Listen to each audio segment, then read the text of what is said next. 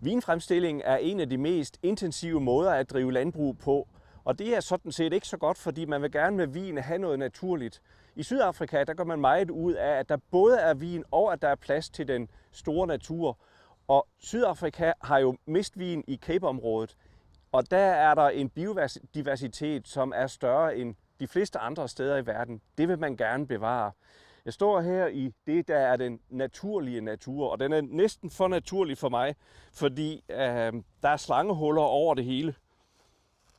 Jeg har meget lyst til bare lige at gå over vejen og komme over i en vinmark.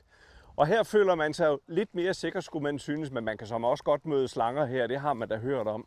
Men det her, det er en organisk vinmark. Den har været i organisk drift i 2 år, den skal være det i 3 år, for at man må kalde den organisk. Og hvis man kigger ned på jorden, så ser det jo ikke særlig pænt ud, for man har ikke kultiveret det. Tværtimod har man sået korn her for, at man regulerer og dækker jorden, så den bevarer fugten. Og så arbejder man helt anderledes med druerne, end man gør på en skal man sige, mere hårdt drevet vinmark. Man sprøjter ikke, man er meget omhyggelig med klipningen, og alligevel får man jo meget, meget flotte druer ud af det. Det her, det er en Merlot, og den er næsten klar til at blive plukket. Overgangen fra den meget kultiverede vinmark til det helt vilde er ikke andet end en markvej. Det jeg står i her er noget af den ældste natur, der findes i Sydafrika, og den gør man selvfølgelig alt for at bevare. Man vil gerne have vin, men man vil også gerne bevare naturen. En del af miljøbelastningen er behovet for vand. I mange vinområder er det nødvendigt, at man vander vinmarkerne. Her på Klein Constantia i Sydafrika er der i øjeblikket 35 grader. Det er varmt for mig, men det er sandelig også varmt for vinplanterne.